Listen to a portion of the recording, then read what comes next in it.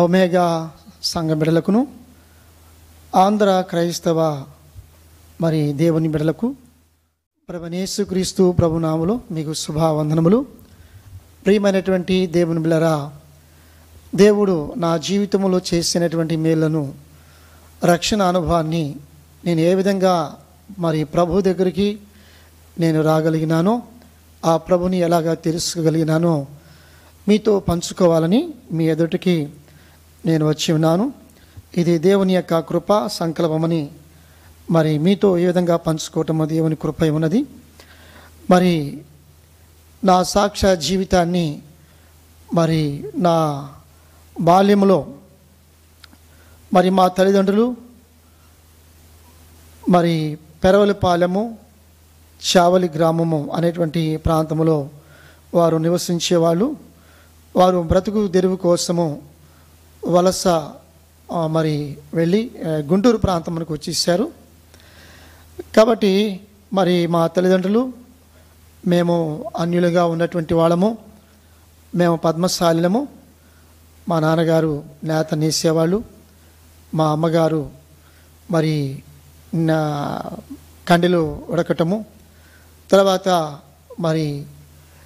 ఇంటి పనులు చేసుకోవటము, మిషన్ కుట్టటము, చిన్న చిన్న వ్యాపారాలు చేయటము అనేటువంటి చేస్తూ ఉండేది.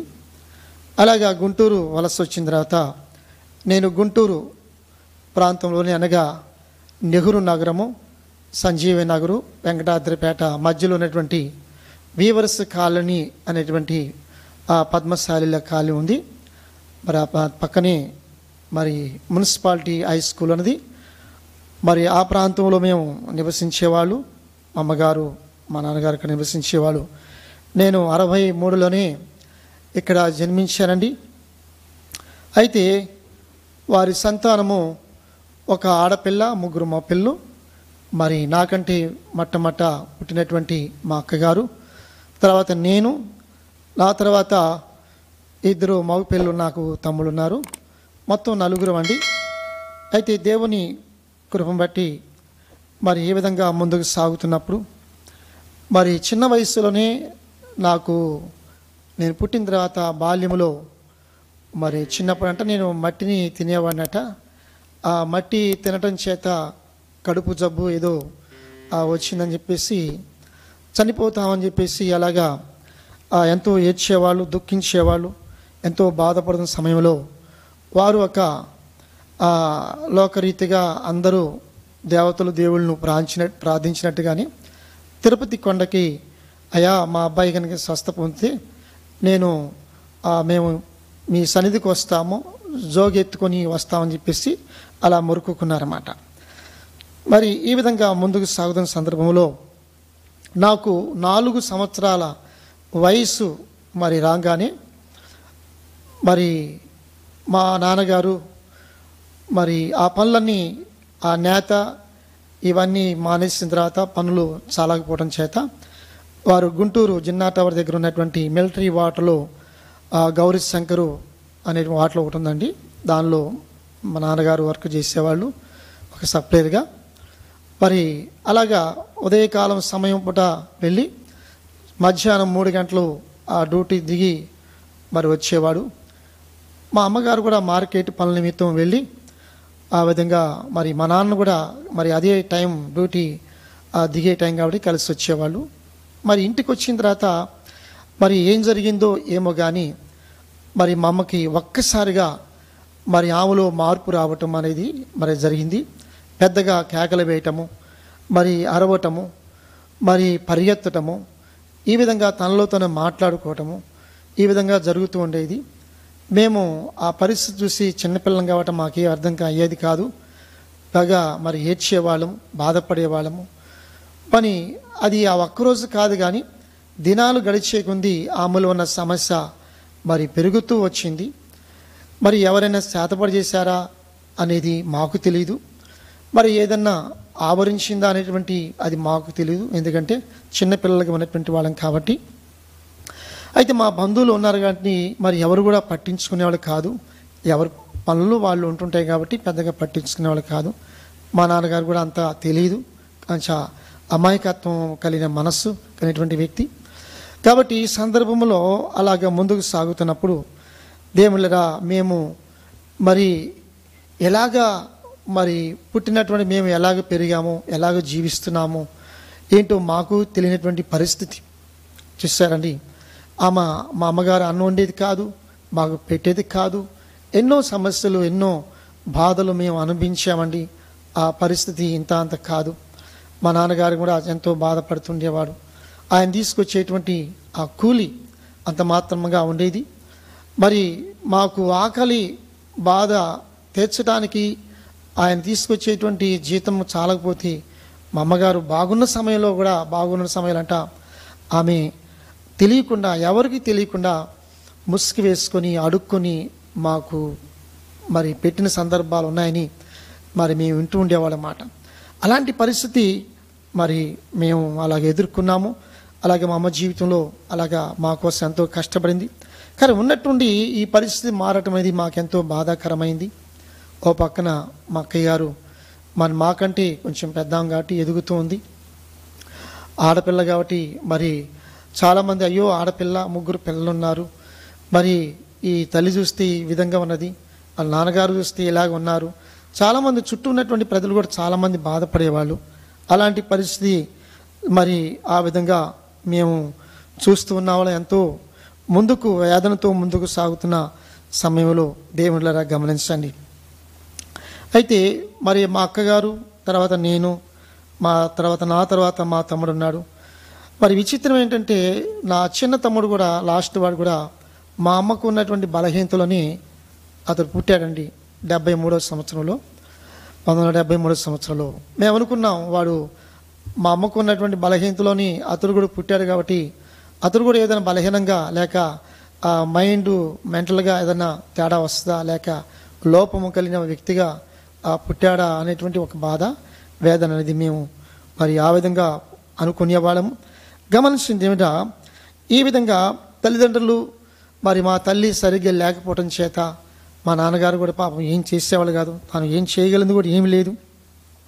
అయితే పక్కన మున్సిపాలిటీ స్కూల్ ఉన్నది. ఆ మున్సిపాలిటీలో స్కూల్లో మరి వెళ్తూ ఉండేవాడిని, చదువుకుంటుండేవాడిని. మరి 3వ తరగతి వరకే నేను చదువుకున్నాను.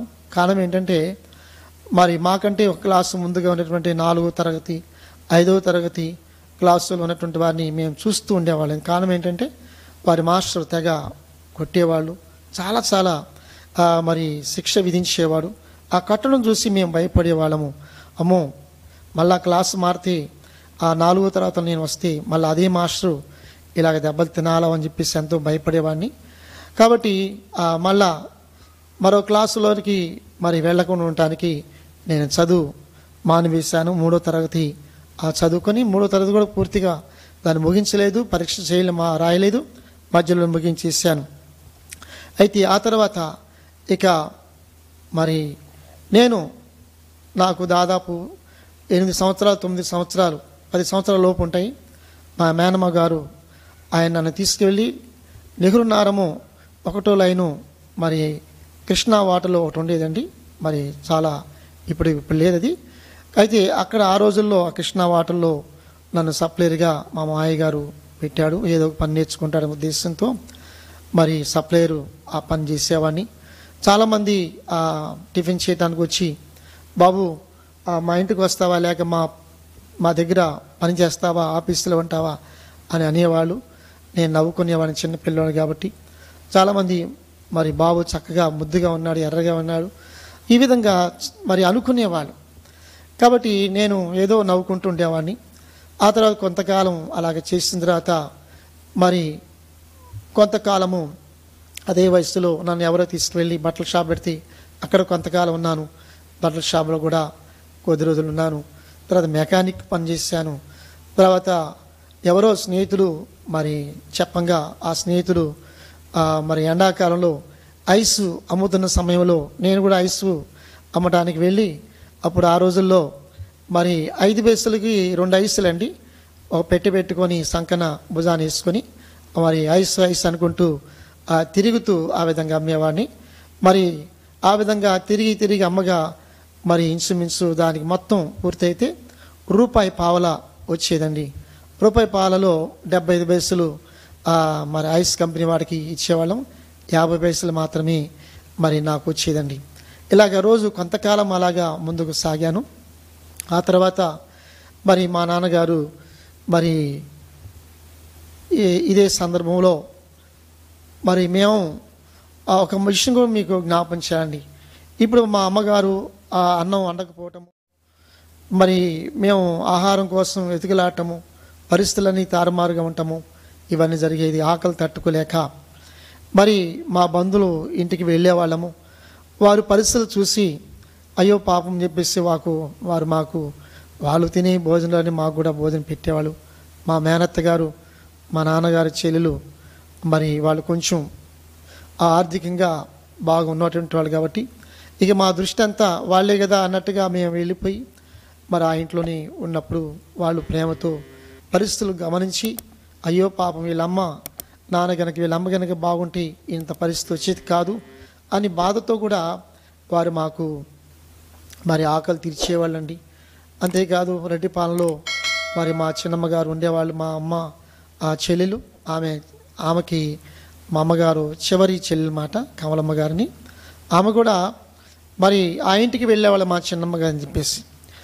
ఇలాగా మరి ఆకలి తీర్చేవాళ్ళు మరి వీళ్ళే అన్నట్టుగా మా చిన్నమ్మని మా అత్తయ్య గారిని వెళ్ళి వాళ్ళు కూడా మమ్మల్ని పరామర్శించి అయ్యో తల్లి కనుక సరిగ్గా ఉంటే ఇంత బాధ ఉండేది కాదని చెప్పేసి అలాగ మాకు వాళ్ళ తినే భోజనమే మాకు పెట్టేవాళ్ళు, ఆకలి తీర్చుకునేవాళ్ళము. మరి మేము ఏ బట్టలు ధరించామో బట్టలు ధరించలేదు, అది మాకే తెలియదు. ఒకసారి ఉండి లేక మంటి మీద ఆ వస్త్రాలు ఉండి లేక అలాంటి పరిస్థితులు మేము ఎంతో ఎదుర్కొన్నామండి. కాబట్టి గమనించిందిరా మరి ఈ విధంగా జరిగిన సమయంలో నేను చిన్నవాడిగా ఉన్నప్పుడు మా నాన్నగారు ఇక మరి నన్ను ఒక పనిలో మిషన్ పని నేర్చుకోవటానికి ఒక పనిలో పెట్టాడు. వారు మరి నేర్పించే వాళ్ళు కూడా మరి మా పెదనాన్నగారు అబ్బాయి అన్నయ్య గారి దగ్గర అక్కడ కొంతకాలం నేర్చుకున్నాను.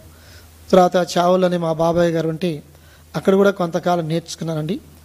మరి అక్కడ మా తర్వాత గుంటూరు వచ్చిన తర్వాత మరొక చాట నేర్చుకుని అక్కడ 3 చోట్ల నేర్చుకొని దేవుని కృపను బట్టి పని నేర్చుకున్నాను. కొంత ఐడియాతో ముందుకు సాగుతూ ఉండేవాడిని. మరి ఈ విధంగా 83వ సంవత్సరము మరి దగ్గర రాగానే ఈ 1983 సంవత్సరంలో నాకు కరెక్ట్గా 20 సంవత్సరాలు వయసు అండి. అప్పుడు నేనంటే 63లో పుట్టాను కాబట్టి 83 అనే సంవత్సరంలో నాకు మరి ఇంచుమించు 20 సంవత్సరాల వయసు మరి వచ్చాయి. కాబట్టి ఆ వయసులోనే నేను అనేకమైన ఆలోచనలు ఆలోచించేవాని. ఏమని ఆలోచించేవానంటే ఇదిగో అన్ని కుటుంబాలు బాగున్నాయి, ఇదిగో మా కుటుంబమే ఇలాగా ఎందుకు అయిపోయింది, ఎందుకు ఇలా చితికిపోయింది, ఎందుకు మేము ఆకలి దప్పులతో తల్లి యొక్క ప్రేమకు మేము నోచుకోలేకపోయాము అనేటువంటి వేదన బాధ మేము అలాగ దుఃఖంతో మనసులో ఆ విధంగా వేదన చెందుతూ ముందుకు సాగేవాళ్ళము. ఈ విధంగా ఆలోచిస్తూ దేవుణ్ణి జ్ఞాపకం చేసుకునేవాళ్ళము. అనగా నేను మరి మా తల్లిదండ్రులు పెట్టినటువంటి పేరు రాంబాబు కాబట్టి ముద్దుగా రాము అనేటువంటి పేరు రాము అంటే పిలుస్తుండేవాళ్ళు. అప్పుడు నేను ఒక ఆలోచన ఏంటంటే నా పేరు రాంబాబు రాము అని పిలుస్తారు కాబట్టి ఒకవేళ రాముడి పేరుని బట్టి నేను ఎక్కువగా రామును పూజించటం ఎక్కువగా మీ అందరిలాగే మరి అందరి దేవుళ్ళు పూజించటము మాకు అలవాటు కాబట్టి ఎక్కువగా రాముణ్ణి ప్రేమించేవాళ్ళం పూజించేవాళ్ళం కాబట్టి అప్పుడు మాకున్న కష్టాన్ని ఇబ్బందిని బట్టి అప్పుడు అనుకునేవాళ్ళం రాముడు ఇన్ని కష్టాలు అనుభవించాడు కాబట్టి మనం కూడా అన్ని కష్టాలు అనుభవించాలి కాబోలు అని చెప్పేసి మరి అనుకుంటూ ముందుకు వెళ్ళేవాళ్ళం. అలాగా ఒక రోజున ఉన్నటువంటి మాకున్న ఆలోచన ఏంటంటే ఒక రోజున మరి నేను నడుస్తూ ఆకాశం వైపు కన్నులెత్తి తల పైకెత్తి దేవా ఎందుకయ్యా మాకు ఇన్ని కష్టాలు ఇన్ని సమస్యలు, ఓ పక్కన చూస్తే అక్కయ్య ఆడపిల్ల ఉంది, నా తర్వాత 2 తమ్ముళ్ళు ఉన్నారు, మరి నాకు ఈ వయసులో 20 సంవత్సరాల వయసు ఉన్నది, మరి మంచి చెబరు చూసేవాళ్ళు ఎవరు లేరు, మరి అక్కయ్యకి రేపు రోజున మంచి చెబరు ఎవరు చూస్తారు, వివాహం ఎవరు చూస్తారు, మరి ఎవరు ముందుకు వస్తారు ఏంటి నాయన అనేటువంటి ఇన్ని బాధలు. కాబట్టి ఈ విధంగా ఆలోచించుకుంటూ ఒక రోజున వచ్చినటువంటి ఆలోచన ఏంటంటే, ఈ సృష్టిని చేసింది ఎవరు? ఈ సూర్యచంద్ర నక్షత్రాలు కలగజేసింది ఎవరు? మనం పీల్చుకునే గాలిని కలగజేసింది ఎవరు? భూమిని కలగజేసింది ఎవరు? భూమి మీద ఉన్నటువంటి ప్రతి వస్తువును, ప్రతి వృక్షాన్ని, ప్రతి ఫలమును, ప్రతి జీవరాశిని కలగజేసింది ఎవరు? ఈ సృష్టి ఇంత గొప్ప అందంగా ఉంటే ఆ సృష్టించిన కర్త ఇంకా ఎంత అందంగా ఉండాలి అని నేను ఆలోచించేవన్నమాట. అనగా మనం చూస్తున్నటువంటి ఈ ప్రకృతి ఇంత అందంగా ఉంటే మరి కలగజేసినటువంటి ఆ దేవుడు ఇంకా ఎంత అందంగా ఉండాలని నేను ఆలోచించాను. దేవుళ్ళరా, ఆలోచించాను. అలా అనుకుంటూ ముందుకు వెళ్తుండేవాళ్ళము. కానీ ఒక రోజున మరి అదే సమయంలో ఈ 83 సంవత్సరంలోనే కొంతమంది అమెరికా నుంచి, వేరే వేరే ఫారెన్ నుంచి కొంతమంది ఇండియాకి మన గుంట గ్రౌండ్, మరి గుంటూరు గుంట గ్రౌండ్లో కోటాలు పెట్టుకుంటూ సాయంకాలం పూట, పగటి పూట వీధి గ్రామాలు, వీధి మరి వీధులు తిరుగుతూ స్వార్థ ప్రకటించేవాళ్ళు. యేసు ప్రభువారు నిజమైన దేవుడు. ఆయన నమ్ముకుంటే, ఆయనకి ప్రార్థన చేస్తే దేవుడు చక్కగా మరి ప్రార్థన ఆలకించి మీకు నెమ్మది కలిగిస్తాడు, రక్షణ ఇస్తాడు, స్వస్థపరుస్తాడు అన్న విషయాన్ని వారు ప్రకటిస్తుంటే నాకు ఆశ కలిగింది. ఎందుకంటే మా అమ్మగారు ఇలాగ బలహీనతగా ఉంది కాబట్టి అమ్మగారిని బాగు చేస్తాడా అనేటువంటి ఆలోచన మరి నాకు వచ్చేదండి. అలాగా అమ్మను దృష్టిలో పెట్టుకుని మరి వారు చెప్పేటువంటి సువార్తను, ప్రభు మాటలు విని నేను కూడా, ప్రభువా మరి నీవు దేవుడు అంటున్నారు, మరి నేను ప్రార్థన చేస్తున్నాను, నా అమ్మగారికి రక్షణ దయచి, నాయన స్వస్థత దయచి ప్రభువా. మేమైతే మరి ఎవరికి వాళ్ళు ఏమన్నా తీరిగా అయిపోయాము, మరి తమ్ముళ్ళను చూసేది ఎవరు, అక్కయ్య పరిస్థితి చూసేది ఎవరు, నా పరిస్థితి చూసేది ఎవరు అనేటువంటి ఈ విధంగా ప్రార్థన చేసి ఉన్నామన్నమాట. ప్రార్థన కూడా రాకపోతే ఒక క్రిస్టియన్ సహోదరికి వెళ్ళి ప్రార్థన రాపించుకుంటే ఆమె పరలోక ప్రార్థన రాసిచ్చింది. దాన్ని చదువుకునేవాడిని. అలాగా కొంతకాలం ముందుకు సాగాను. కానీ ఎక్కడ స్వార్థను ప్రకటించినా కానీ వీధుల దగ్గర, మరి గృహాల దగ్గర ప్రార్థన కోటాలు పెట్టించుకుంటారు కాబట్టి నేను ఆ విధంగా వెళ్ళి వాక్యం వినేవాడిని. విన్నప్పుడు వారు యేసు ప్రభువారే నిజమైన దేవుడు, ఆయన తప్ప వేరొక దేవుడు లేడు అని ప్రకటిస్తుంటే, ఇదేంటి ఈయన ఇలా చెబుతున్నాడు, యేసు ప్రభువారే నిజమైన దేవుడంట, ఆయన ఒక్కడే దేవుడంట, మరి మేము సేవించేటువంటిది మరి దేవుళ్ళు ఎవరు, వీళ్ళు దేవుళ్ళు కాదా అని మరి ఆలోచించేవాడిని. ఈయనేంటి ఇలా చెబుతున్నాడు, ఇలా స్వార్థంతో చెబుతున్నాడే ఉద్దేశంతో నేను అలా అనుకునేవాడిని. కాబట్టి ఇది మంచి పద్ధతి కాదు, ఇంత స్వార్థంగా చెబుతున్నాడు, మరి వీళ్ళందరూ ఏమైపోయారు అని అనుకునేవాడిని. ఇలాగా ఎక్కడ కూటమి జరిగినా కానీ అక్కడ వెళ్ళి కూర్చొని వాక్యం ఏంటంటే అందరూ అదే చెప్పేవాళ్ళు, ఆయనే దేవుడు, ఆయన తప్ప వేరొక దేవుడు లేడు అని చెబుతుంటే నేను ఆశ్చర్యపడ్డా. అరే వీళ్ళ బాగానే అంతా ఒకటిలాగా ఉంది. మొట్టమొదట విన్నటువంటి చెప్పిన ఆయన కూడా అదే మాట అంటున్నాడు, ఈయన ఇదే మాట అంటున్నాడు, ఇంకోసారి విన్నా కూడా అదే మాట అంటున్నాడు, కానీ వీళ్ళ బడి అంతా వీళ్ళ బాగానే అంతా ఒకేలాగా ఉంది అని ఆ విధంగా అనుకునేవాడిని. ఇలాగ వెళ్ళే కొంది, రోజులు గడిచే కొంది, యేసు ప్రభువారే దేవుడు అంటున్నాడు, కానీ అందరూ ఒకటే, చక్కగా యేసు ప్రభువారిని కూడా ప్రార్థన చేసుకోండి, ఈయన కూడా మీకు జవాబు ఇస్తానని చెప్పరే అనేటువంటి నేను అనుకునేవాడిని మాట. సరే ఎక్కడికి వెళ్ళినా కానీ ఇదే మాట వింటున్నప్పుడు అప్పుడు నేను అవగాహన చేసుకున్న, పరీక్ష చేయటం మొదలుపెట్టాను అన్నమాట. అసలు దేవుడు అంటే ఏంటి, ఎలాగుంటాడు, దేవుడు అంటే పరిశుద్ధంగా ఉంటాడు, ఆయన సర్వాంతర్యామి, ఆయన గొప్పవాడు, ఆయన అదృశ్యుడు, ఆయన అంతటి ఉన్నవాడని వాక్యం సెలవిస్తుంది. మరి మేము సేవించేటువంటి దేవుళ్ళలో అలాంటి పవిత్రత ఉన్నదా అంటే నేను సేవించేటువంటి దేవుణ్ణి, రాముణ్ణి పరిశీలన చేయటం మొదలుపెట్టానండి. ఆయన మనలాగే మనకి వివాహము, పిల్లలు ఎలాగ ఉంటారు, అతని జీవితం కూడా పెళ్లి చేసుకున్నాడు, పిల్లలు కన్నాడు, పిల్లలు ఉన్నారు. అంతేకాక తన భార్య కోరిక నెరవేర్చడానికి అరణ్యములో ఒక మాట విషయమై తన భార్యను అరణ్యానికి పంపించడం అనేది మనం చూస్తున్నాము. అలాగే తన భార్య కోరిక నెరవేర్చడానికి మరి తన భార్య కనిపించిన లేడీ కావాలని అడిగినప్పుడు ఆ లేడీ కోసం మరి దాన్ని తీసుకురావడానికి, వేటాడటానికి వెళ్తాడు.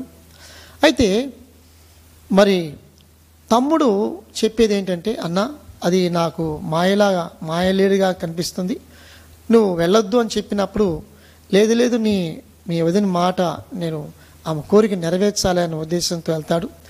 అంటే గమనించండి, రాముడు దేవుడైతే తన తమ్ముడుకున్నటువంటి అవగాహన అది మాయలేడని గ్రహించాడు. కనీసం మరి రాముడు దేవుడు అన్నారు కదా, అది మాయలేడు మనిషి లేడు అని తనకు తెలియదా అనేటువంటి ఆలోచన మనం అర్థం చేసుకోవాలి. అయితే దేవుని వాక్యం సెలవిస్తుంది, ఆయన అందరి హృదయములు ఎరిగినటువంటి వాడు. మానవుని యొక్క హృదయములో, మన హృదయములు ఏం జరుగుతుందో, ఏం మాట్లాడగలమో, మనం ఏ స్థితిలో ఎవరు ఎలాగున్నారో ఆయన చూడగలడు, ఆయన చెప్పగలడు. చూస్తారండి, మనం ఎక్కడున్నామో ఆయన తెలుసు. మరి అలాంటిది ఒక ప్రాణి, అది మంచిదో కాదో, మాయదో మంచిదో కాదో అన్న సంగతి నీకు తెలియదా? కాబట్టి దాని విషయంలో పరిశీలన చేసినప్పుడు అతను అర్థమైపోయింది, అతడు దేవుడు కాదు అని, మనలాంటి మనుషుడు అని చెప్పేసి. పోనీ ఆయన ఎప్పుడు ఒకేలాగా జీవించాడంటే ఏమాత్రం జీవించాలి. ఆయన మళ్ళాగే చనిపోయాడు, సమాధి చేయబడ్డాడు, మళ్ళీ తిరిగి లేదు. చూస్తారండి, దేవుడు అంటే ఎప్పుడు ఒకేలా ఉంటాడు. ఆయన మరి మరణాన్ని జయించినటువంటి, అంటే మనుషుడికి ఏదైతే మరణం ప్రతి మనుషుడిని ఆవరించిందో ఆ మరణాన్ని జయించిన వాడిగా ఉండాలి. అలాగా మరణం జయించినటువంటి వారు ఎవరిలో నాకు కనిపించాల. కృష్ణుడి జీవితంగా చూస్తే మనిషికి ఒక భార్య దేవుడు ఏర్పాటు చేశాడు, ఒకే ఒక భార్య. ఇద్దరుంటే ముగ్గురుంటే అది పాపం అంటారు, నీతి తప్పినవాడు అంటారు మనమే సమాజంలో మరి అనేటువంటి మాటలు. మరి ఆ దేవుడికి 16,000 మంది గోపికలు ఉంటే ఇక దేవుడు ఎలాగవుతాడండి? కాబట్టి ఇతను కూడా మనుషుడే, మనకంటే ఇంకా తక్కువ హీనమైన జీవితాన్ని జీవించాడు అనేటువంటి ఒక ఆలోచన కలిగింది. అతను కూడా దేవుడు కాదని అర్థమైపోయింది. పోనీ మరణాన్ని జయించాయంటే అతడు కూడా మళ్ళాగే చనిపోయాడు, ఏమండి, మట్టి అయిపోయారు. కానీ యేసుక్రీస్తు ప్రభువారు మన పాపముల కొరకు చనిపోయి సమాధి చేయబడి 3వ రోజున తిరిగి లేచి మరి ఆయన పరలోకానికి వెళ్ళి తండ్రి కుడికి పార్శ్వం కూర్చొని మన కొరకు విజ్ఞాపన చేస్తున్నటువంటి వారు ప్రభువారిని దేవుని వాక్యము లేఖనము సెలవిస్తున్నాను. పాపము చేసి మరి పాపులందరూ కూడా నరకానికి, అగ్ని ఆరదు పురుగు చావదు అన్న స్థలానికి వెళ్తున్న మనల్ని విమోచించడానికి వచ్చిన వాడు యేసయ్య ప్రభువారు ఒక్కరు తప్ప ఇక ఈ లోకంలో ఆయన తప్ప ఎవరు లేరని దేవుడు నా కన్నులు తెరిచి నాకు అర్థమయ్యేలా చేశాడు. కాబట్టి అంతా ఒకటి కాదు, అంతా ఒకటైతే మనం ఈ గొడవలు ఎందుకు, ఈ సమస్యలు ఎందుకు? చూస్తారండి, ఒక తల్లి గర్భములో 4, 5 మరి సంతానం వస్తేనే 5 దారులుగా ఉంటుంది. అలాగే మనం చూస్తే దేవుడు కూడా అందరూ ఒకటి కాదని అర్థమైపోయింది. ఆ దేవుడు నేను 83లో ప్రభువుని తెలుసుకున్నాను. అదే సమయంలో 83వ సంవత్సరంలోనే నేను నేర్చుకున్న పనిని ఒక టైలరింగ్ షాపు పెట్టాలని నేను ప్రార్థన చేసుకున్నాను. ప్రభా, నేను ఇప్పుడు నా కుటుంబం మీరు నాకు దొరికారు, చాలా అంతే సంతోషం. ఇప్పుడు నేను ఒక దారి అవ్వాలి, నేను ఒక దారి అయిపోయి తమ్ముళ్ళను కూడా ఒక దారి చేయాలి అనేటువంటి ఆలోచన, తపన ఆ మనసులో ఉంది. అలాగా మరి పని నేర్చుకున్నాను. వచ్చి రానటువంటి పని నేను ప్రార్థన చేశాను, ప్రభా నేను షాప్ ఒకటి పెట్టుకోవాలి అనేటువంటి ఆలోచన. మరి చేతిలో పైసా లేదు. అదే సమయంలో ప్రార్థన చేస్తే మా మేనత్త గారు భర్త అతని దగ్గరికి వెళ్తే ఒక 1000 రూపాయలు సహాయం చేశారు. ఆ 1000 రూపాయలతో మరి ఏం చేసి చేతిలో పట్టుకున్నా అండి ప్రార్థన చేశాను.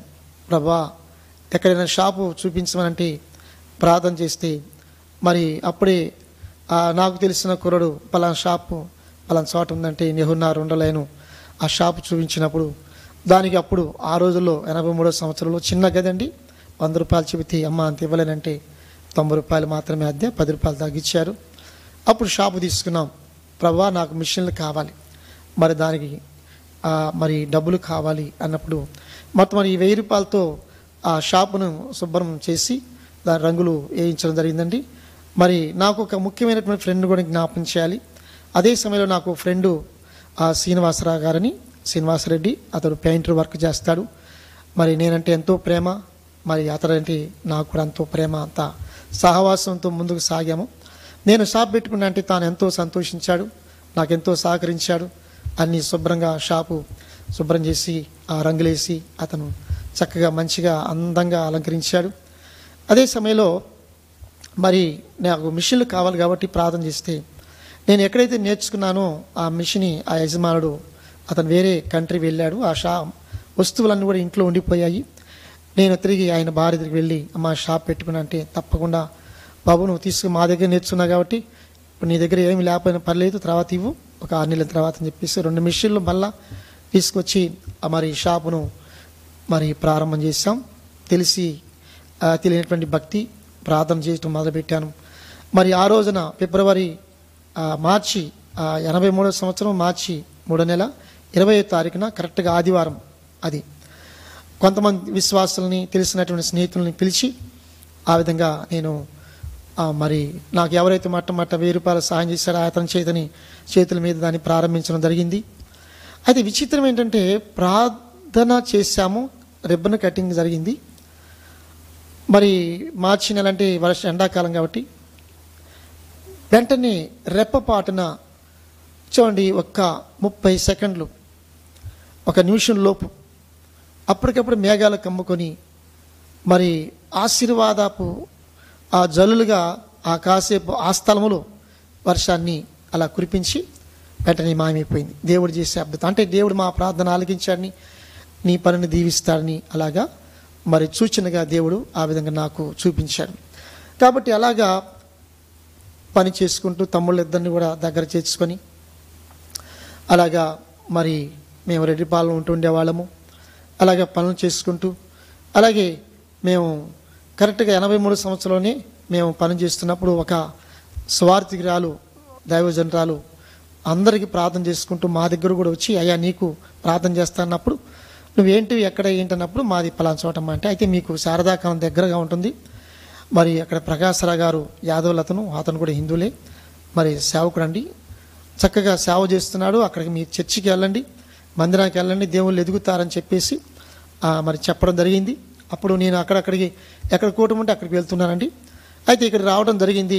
శారదాకాలం 25 వారి దగ్గరే మరి ఆ సంవత్సరము కొంచెం బలపడడం జరిగింది, వాక్యం వినటం జరిగింది. కరెక్ట్గా 84వ సంవత్సరం రాగానే మరి నేను నమ్మి బాప్తిస్మం తీసుకున్నాను. ఆయనే దేవుడని నా పాపాలు ఒప్పుకున్నాను, నమ్మి బాప్తిస్మం తీసుకున్నాను. ఎంతో నా హృదయంలో గొప్ప సంతోషము సమాధానం జరిగింది. ఇక్కడ అలాగా దేవుని సన్నిధిలో ఎదుగుతూ ప్రార్థన చేసుకుంటూ నాకు వచ్చే కష్టాజితలోని దర్శనం భాగం ఇస్తూ ఇలాగా ముందుకు సాగుతున్నాము. అమ్మ కోసం ప్రార్థన చేస్తున్నాము. అమ్మలో చాలా వరకు మార్పు కనిపించింది.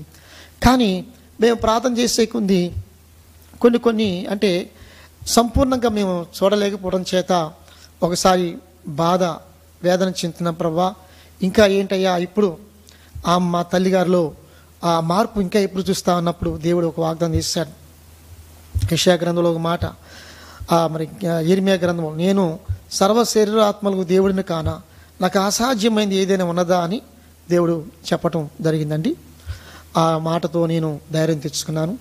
దేవుడు ఒక రోజున ఆమెకి గొప్ప విడుదల కలిగిస్తాడు. అంటే కొద్ది రోజులు మాకు ఒక పరీక్ష కూడా పెట్టాడు, పరీక్షగా ఉండాలన్నట్టుగా కొద్ది రోజులు అలా ఉంచాడు. అలాగ ముందుకు సాగుతున్న సందర్భంలో దేవుని అలా గమనించండి. మరి ఈ విధంగా ఆ ముందుకు సాగుతున్న సందర్భంలో మరి ఈ విధంగా 83లో రక్షించబడడం, మరి ప్రభుని తెలుసుకోవటము, 84లో రక్షించబడటము, అలాగా ముందుకు సాగుతున్నప్పుడు కరెక్ట్గా 93వ సంవత్సరంలో నాకు 30 ఏట వచ్చింది. 93వ సంవత్సరంలో దేవుని పరిచర్య చేయడానికి దేవుడు పిలిపించాడు. మాకేం అర్థం కాలేదు. దైవజనులు మా పాస్టర్ గారు, అయ్యా దేవుడు నిన్ను చూపిస్తున్నాడు, నువ్వు సేవ చేయాలి నా తర్వాత అన్నప్పుడు నేను నవ్వుకునేవాడిని. నేనేంటయ్యా సేవ చేయటం అంటే, మీ పిల్లలు ఉన్నారు కదా, వారు మీ తర్వాత సేవ చేయాలి, నేనేంటండి అన్నప్పుడు, లేదు మా పిల్లలు కాదు, దేవుడు నిన్నే చూపిస్తున్నాడు పరిచర్య చేయటానికి అని మా పాస్టర్ గారు చెప్పేవాళ్ళమాట. నేను నవ్వుకునేవాడిని. నేను పరిచర్య చేయటం ఏంటని నేను నవ్వుకునేవాడిని మాట. ఎందుకంటే నాకు చదువు లేదు, 3వ తరగతి మాత్రమే చదువుకున్నాను. తర్వాత నాకు జ్ఞానం కూడా పెద్దగా లేదు, మాట్లాడటం కూడా సరిగ్గా చేత కాదు, నంగినంగిగా ఉండేవాడిని. ఎవరైనా 4-5 ఉంటే మాట్లాడితే వారి మధ్యన ఉండేవాడిని కాదు. ఎందుకంటే వారు ఏదైనా మాట్లాడితే ఏదైనా జవాబు చెప్పాలనే ఉద్దేశంతో సైడ్కి తప్పుకునేవాడిని మాట. అలాంటి పరిస్థితి అలాగా ఉండేవాడిని మాట. మరి ఇలాగా ముందుకు సాగుతూ ఉండేవాడిని. అది ప్రభు దగ్గర రాకముందు కూడా లోకరీతిగా నేను కొంతకాలం జీవించాను. సినిమాలకు వెళ్ళటం కానివ్వండి, మరి అపవిత్రమైన ఆ సినిమాలు చూడటం, అది ఏ సినిమా పడితే అలాగా మరి అలాగ సినిమాలు చూడటం కానీ, ఆ స్నేహితులతో పాటు కొంతకాలం ఏదో వాళ్ళు ఏదో మందు తాగుతుందని చెప్పేసి నేను తాగటం, అలాగే డీప్కి వెళ్ళేవాడిని కానీ ఏదో వాళ్ళతో పాటు కాసేపు. కానీ దేవుడు అంత దూరం పోనీకుండా మరి దేవుడికి తెలియకపోయినా కానీ అప్పటికి నన్ను కాపాడుతూ వచ్చాడు. అయితే ఈ విధంగా ముందుకు సాగుతున్నప్పుడు మరి దేవుళ్ళరా మరి 93వ సంవత్సరంలో ప్రభు పరిచర్యకు పిలవంగా నేను ముందుకు రాలేదు, తొందరపడి రాలేదు, ఎందుకంటే భయం వేసింది. అయితే ఈ పరిచర్యకి ముందు కంటే ఇంకొక విషయం ఏంటంటే, నేను విశ్వాసంలో సాగుతున్నప్పుడు కరెక్ట్గా 87వ సంవత్సరంలో నాకు 24 సంవత్సరాలు వచ్చాయి కాబట్టి ప్రభు సన్నిధిలో ప్రార్థించాం. ప్రభువా, నా జీవితంలో ఎవరినైతే మరి భాగస్వామిగా మీరు సిద్ధం చేశారో వారిని మాకు కనపరుచున్నప్పుడు మంగళగిరిలోని విశ్వాసుల కుటుంబంలోంచి మరి నేను మ్యారేజ్ చేసుకున్నాను. నా భార్య పేరు రాణి, ఆమె కూడా రక్షించబడినటువంటి మరి రక్షణ అనుభవంలో ఉన్నటువంటి అనుభవం. అయితే పరిచర్య విధానము చూసినప్పుడు వారు చెప్పినప్పుడు ఆమె సహకరించింది. పరిచర్య దేవుడు పిలుస్తున్నప్పుడు మనం వెళ్దామని చెప్పేసి ఆమె సహకరించింది. ఆమె సహకరించకపోతే నేను ముందుకు వచ్చేవాడిని కాదు, ఎందుకంటే మరి ఇంట్లో స్త్రీలు సహకారం ఎంత అవసరం కాబట్టి. అప్పటికి 84లో నాకు 87లో మ్యారేజ్ అయింది. మరి నా పరిచర్య పిలుపు 93 కాబట్టి అప్పటికి ముగ్గురు పిల్లలు పుట్టారు, ఒక పాప, 2 బాబులు. అయితే దేవుడు పరిచర్య పిలిచినప్పుడు భయపడ్డాను, ఎందుకంటే ముగ్గురు పిల్లలు ఉన్నారు, వారి భవిష్యత్తు ఏంటి, వారి ఆలన పాలన ఏంటి, వారి చదువులు ఏంటి అన్నప్పుడు దేవుడు ధైర్యపరిచాడు. అవన్నీ 45 అధ్యాయం అంధకార స్థలంలో దాచబడిన ధననిధులు నేను నీకు ఇస్తానని చెప్పేసి వాగ్దానం చేశాడు. అయినా కానీ ధైర్యంగా ముందుకు వెళ్ళలేకపోతున్నాం. నాకు తెలిసినటువంటి దైవని సేవకులు మోజేస్ గారని, వారు చాలా ఆత్మీయులు, యథార్థంగా పరిచయం చేసి వారు కాలం చెల్లించారు, దేవుని దగ్గరికి వెళ్ళారు. కరపత్రి సేవ ఎక్కువ సేవ చేస్తుండేవాళ్ళు. వారు నన్ను ఎంతగానో పరిచయ కొరకు పురుకొల్పాడు, నువ్వు వెళ్ళు, ముందుకు వెళ్ళు, దేవుడు తోడుగా ఉన్నాడని చెప్పేసి. తర్వాత రిప్రజెంటు సాల్మన్ రెడ్డి గారు, అతని మెడికల్ రిప్రజెంటు, వారు కూడా 93లో నాకు పరిచయం అయ్యారు. వారు కూడా నన్ను ఈ సేవ విధానంలో భక్తుల అనుభవాలు, ఆ సేవకుల అనుభవాలు, ఎన్నో అన్న విషయాలు నాకు చెప్పి బలపరిచి నన్ను కూడా ముందుకు నెట్టడం అనేది మరి జరిగిందండి.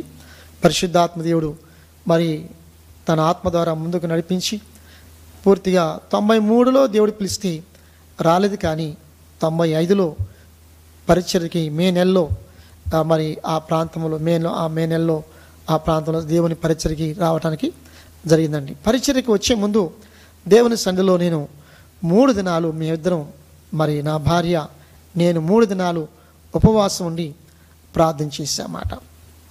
నాకు ఇల్లు ఒక పెంగిటిల్లు ఉండేది, దాంట్లోని మా ఇంట్లోని ప్రార్థన చేసి, ప్రభా నీ చిత్తం మీదనైనా మరి పరిచర్యకి పిలుస్తున్నారు, సేవకులేమో ఈ విధంగా చెబుతున్నారు, మరి నీ యొక్క నడిపింపు ఏంది నాయన అని చెప్పేసి.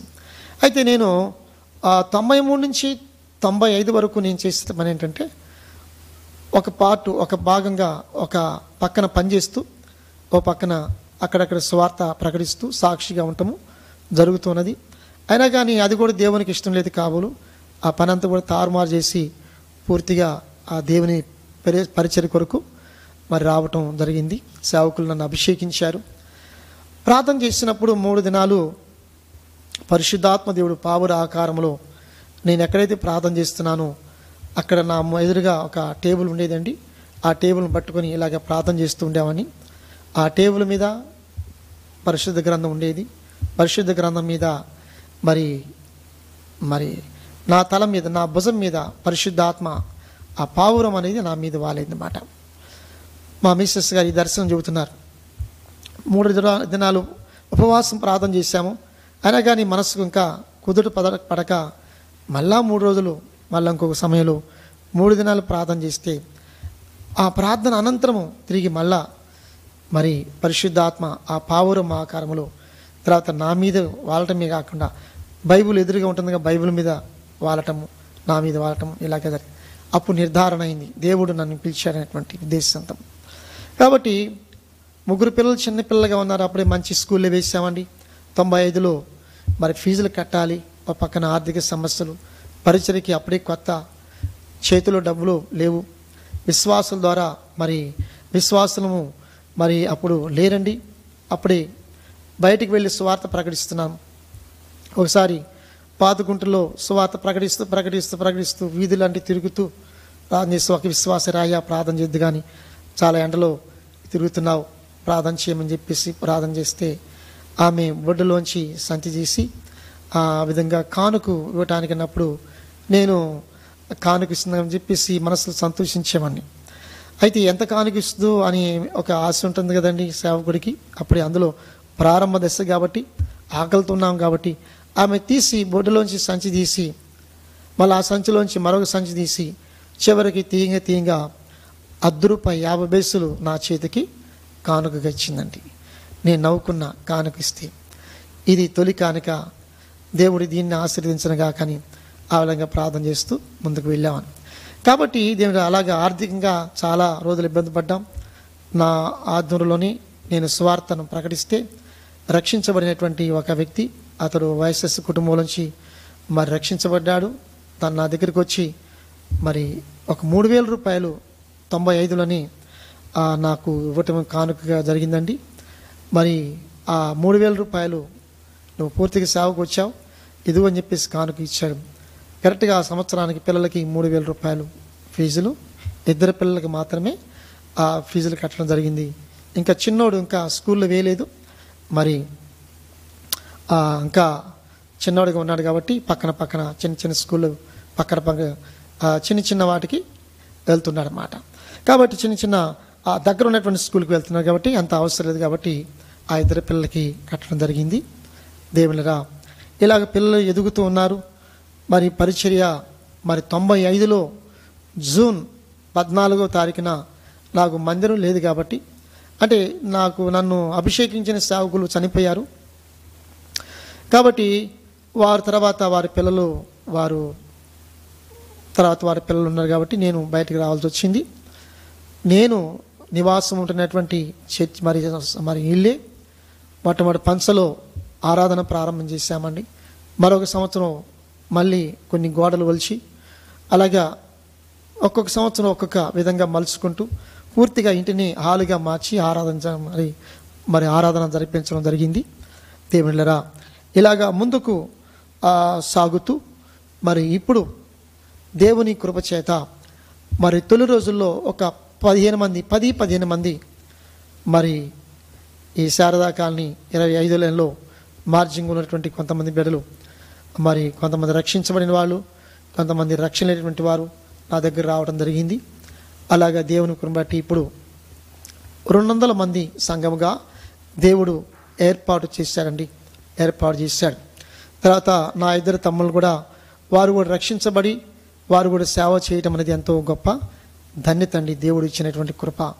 తర్వాత అక్కయ్య గారు కూడా ఆమె కూడా వివాహమయ్యి ఆమె కూడా దేవుని తెలుసుకొని చక్కగా ఆమె కూడా మరి దేవుని ఆరాధించటం, మరి దేవుని సేవలో మాతో పాటు ఏకీవిస్తుంటుంది. ఆమె కూడా మరి 3 పిల్లలు, వారిని కూడా దేవుడు ఆశీర్వదించాడు. దేవుని ఎలా గమనించని నా 2వ తమ్మునికి వాడికి మ్యారేజ్ అయ్యి 2 పిల్లలు, 3వ వాడికి కూడా మరి మ్యారేజ్ అయ్యి సేవ చేస్తున్నాడు, ఒక పాప. దేవుడు మా జీవితంలో మరి మా నలుగురు, ఒక అక్కయ్య 3 అన్నదమ్ముల మధ్య దేవుడు చేసినటువంటి అద్భుతము. అయితే విచిత్రం ఏంటంటే మా నాన్నగారు మరి 2000 సంవత్సరంలోనే ఏప్రిల్ 25వ తారీఖున మంగళవారము ఆయన ప్రభుని నమ్ముకున్నాడు. అంతకుముందు కూడా అతడు ఎక్కడ పడితే అక్కడ గుళ్ళు కనపడితే నమస్కారం చేసేవాడు. అలాంటిది మేము ప్రభువుని తెలుసుకున్న తర్వాత తాను కూడా ప్రభుకి ప్రార్థన చేసుకుంటూ మరి అతడు దేవుని సన్నిధికి చేరాడండి ఆ టైంలో. ఆ తర్వాత మరి ఇటీవలే మా అమ్మగారు కూడా చాలా బలహీనమైపోయి చివరి టైంలో దేవుడు చేసిన అద్భుతం ఏంటంటే ఆమె ఇక పూర్తిగా బలము తగ్గిపోయింది. అదే టైంలో మాకు మరి ఇల్లు లేకపోవడం చేత మేము బయటికి అద్దెకి ఉండాల్సి వచ్చింది. దేవుని మా సొంత ఇంటిని మందిరంగా మార్చడం చేత మేము అక్కడ ఉండలేకపోయాం కాబట్టి బయట ఉండాల్సి వస్తుంది. కాబట్టి మా అమ్మని మా దగ్గర ఉంచుకోవటం చాలా కష్టకరమైంది. ఎందుకంటే ఇంటి గళ్ళలు మరి ఊరుకోవట్లేదు కాబట్టి ఆమెకున్న పరిస్థితిని బట్టి ఆమె ఇళ్లలో ఉంటే మనిషి కాదు, బయటే ఉంటుంది కాబట్టి ఒకళ్ళు రమ్మన్నా కానీ రాదు, అలాంటి మొండి మనసు మాట. అయితే మా తమ్ముడు 2వ తమ్ముడికి వారి సొంత ఇల్లు ఉంది కాబట్టి ఆ చివరి దినాల్లో మా తమ్ముడు మా అమ్మగారిని ఆమెను తీసుకుని వెళ్ళి చక్కగా పరామర్శించి మరి వాడు చిన్నప్పుడు ఈ అనుభవాలను కూడా మాట్లాడుతూ నన్ను ఈ విధంగా చూసావు, అలాగే మాట్లాడావు, ఇలాగా కొన్ని ఆమెకు సంతోషం కలిగించే మాటలు అన్నీ కూడా అన్నప్పుడు మా తమ్ముడు అనేవాడు, అమ్మ దేవుడు ఎవరమ్మా అని అడిగేవాడు మాట. దేవుడు ఎవరంటే యేసు ప్రభువే దేవుడు రా అని చెప్పేసి ఆ చివరి దినాల్లో చెప్పడం జరిగింది. కారణం ఏంటంటే ప్రార్థనలన్నీ కూడా ఫలించాయి. ఆమె చివరి దినాల్లో పాపాలు ఒప్పుకోవటము, ప్రభువే నిజమైన దేవుడిని చెప్పటము, ఆ తర్వాత ఆమె బాప్తిస్మం తీసుకునేంత స్థితి కాదండి. ఎందుకంటే ఆమె నడవలేని పరిస్థితి అయినా కానీ తీసుకుపోయినా కానీ ఆమె విశ్వాసం ప్రభువే దేవుడు అన్నది కాబట్టి పాపాలు క్షమించబడ్డాయి.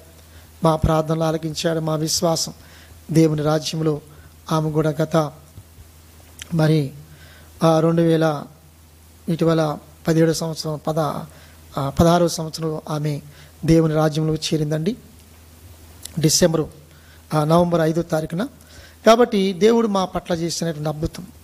మా అమ్మగారు రక్షించబడ్డారు, మా నాన్నగారు రక్షించబడ్డారు, మా అక్కయ్య గారు రక్షించబడ్డారు, బిడ్డలు రక్షించబడ్డారు, మా 2 తమ్ముళ్ళు రక్షించబడ్డారు, వారు పరిచయం చేస్తున్నారు.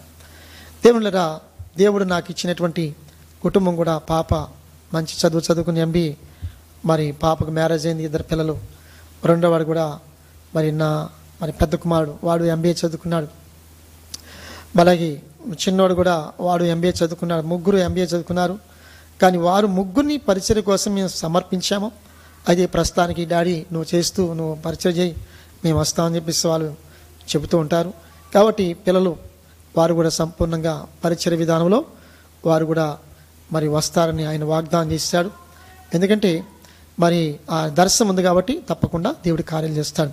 ఇదండి నా సాక్ష్య జీవితము.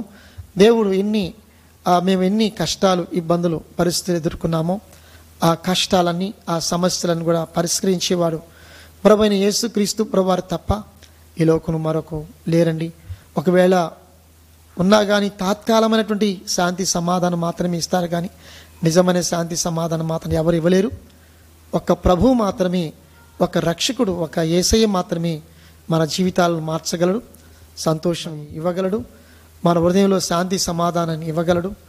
మనం చనిపోయిన తర్వాత నిత్యత్వాన్ని, యుగయుగాలు ఉండేటువంటి ఆ పరలోక రాజ్యాన్ని చేర్చేవారు యేసు ప్రభువు తప్ప ఈ లోకంలో ఏ మనుషుడు కానీ, ఏ మహానుభావులు కానీ, ఏ దేవత, ఏ దేవుడు కూడా లోక సంబంధమైన వారు ఎవరు ఇవ్వలేరండి. ఉన్నవాడు ఒక్క దేవుడు, ఆ ఒక్క దేవుడే సర్వంతర్యామి, ఆ ఒక్క దేవుడే ప్రభువారు, ఆ ఒక్క దేవుడే నీ కోసం ప్రాణం పెట్టినవాడు, ఆ ఒక్క దేవుడి మళ్ళా రాబోతున్నటువంటి వాడు, ఆ ఒక్కవాడే ఆయన పరిశుద్ధమైన దేవుడు. కాబట్టి ఆయన్ని ప్రేమించి మీరు కూడా శాంతి సమాధానాన్ని, ఈ సాక్ష్యాన్ని విన్న ప్రతి ఒక్కరు కూడా మరి మీరు కూడా నెమ్మది పొందుతారని నేను ఆశిస్తూ, రక్షించబడతారని ఆశిస్తూ ఈ మాటలు ముగిస్తున్నా. మీ అందరికీ శుభం కలుగును.